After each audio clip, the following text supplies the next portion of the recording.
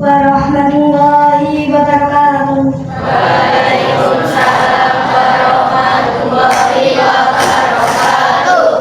Bismillahirrahmanirrahim.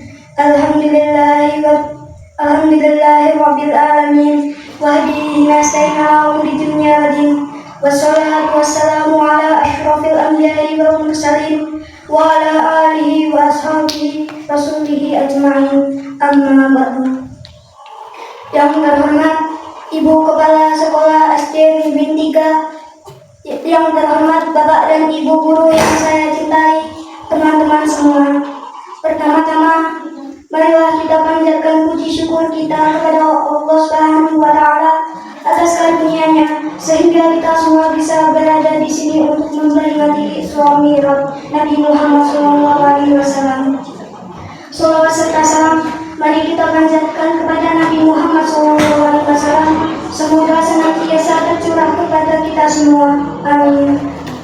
Hadirin yang dimuliakan Allah, jika menilik kembali peristiwa Isra Mi'raj, kejadian di luar nalar manusia tersebut bukan tanpa alasan dan tetap kita imani. Isra Mi'raj bukan tidak hanya memisahkan Nabi Muhammad SAW dari Masjidil Haram ke Masjidil Aqsa, dan dari Masjidil Aqsa ke Sidratul Muntaha saja. Lebih dari itu, Allah Subhanahu wa Ta'ala menunjukkan kekuasaan dan kebesarannya pada kita semua. Kecepatan perjalanan yang ditempuh Nabi Muhammad SAW bisa dijelaskan dengan hukum fisika. Sebagai umat muslim yang taat, kita wajib mengimani perjalanan tersebut. Ada pelajaran berharga yang bisa dipetik dari Isra Mi'raj. Pertama, keajaiban dari Allah Subhanahu wa Ta'ala benar adanya.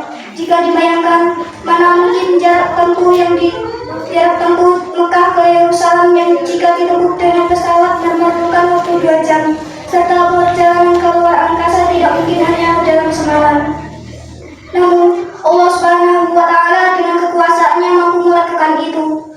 Seperti yang tercantum dalam surat Al-Isra ayat 1, perjalanan spiritualitas di zaman Rasul tersebut menjadi pelajaran bagi umat muslim di masa kini.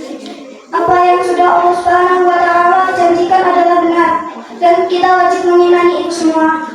Hari ini bertepatan dengan 27 Rajab 1446 Hijriah, kita semua sebagai umat muslim memperingati Isra Mi'raj. Isra Mi'raj merupakan 2 perjalanan yang dilakukan oleh Nabi Muhammad SAW dalam waktu 1 malam. Isra sendiri perjalanan dari Masjidil Haram ke Masjidil Aqsa, sedangkan Mi'raj yakni perjalanan Sallallahu Alaihi Wasallam atas kuasa Allah Subhanahu wa Ta'ala dari Masjidil Aqsa ke langit ke-7, yakni Sidratul Muntaha. Rasulullah SAW melakukan Isra Mi'raj saat beliau kehilangan pamannya yang tercinta, Abu Thalib, dan istrinya Khadijah radhiyallahu anhu.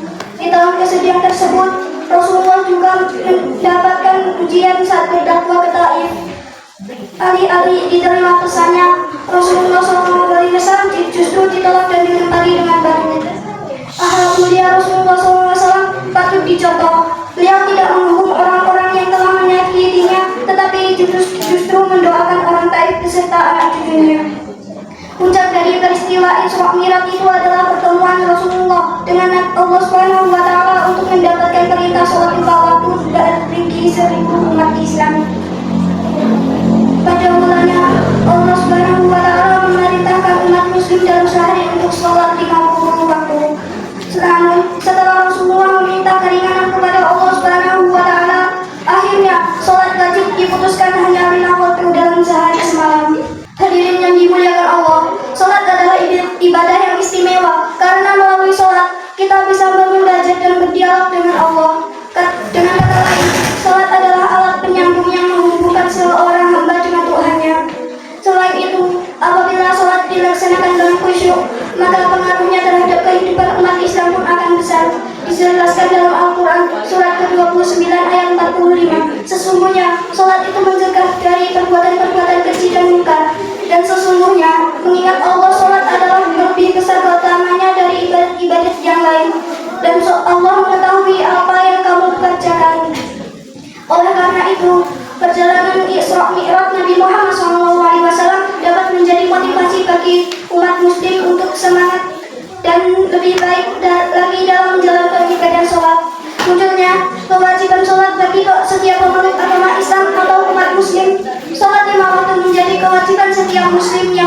termasuk akil baliknya.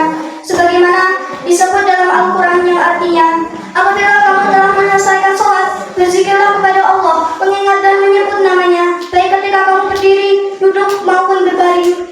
Apabila kamu telah merasa aman, laksanakan sholat itu dengan sempurna. Sesungguhnya, sholat itu merupakan kewajiban yang waktunya telah ditentukan atas orang-orang mukmin. 2. Nabi Muhammad SAW diberikan gambaran surga dan neraka sebagai balasan bagi setiap perbuatan manusia yang hidup di dunia. Gambaran bagi manusia yang beriman dan beramal soleh akan memperoleh balasan surga, kenikmatan yang tinggi, kenikmatan yang tertinggi yang Allah Subhanahu wa Ta'ala berikan kepada hambanya yang taat. Sebaliknya, gambaran api neraka sebagai bentuk atau balasan ganjaran bagi hambanya yang ingkar, sebagaimana digambarkan dalam Al-Quran surat Toha yang artinya, sesungguhnya barang siapa datang kepada Tuhannya dalam keadaan berdosa, maka sesungguhnya baginya neraka jahanam, ia tidak mati di dalamnya dan pula tidak hidup. Dan barang siapa datang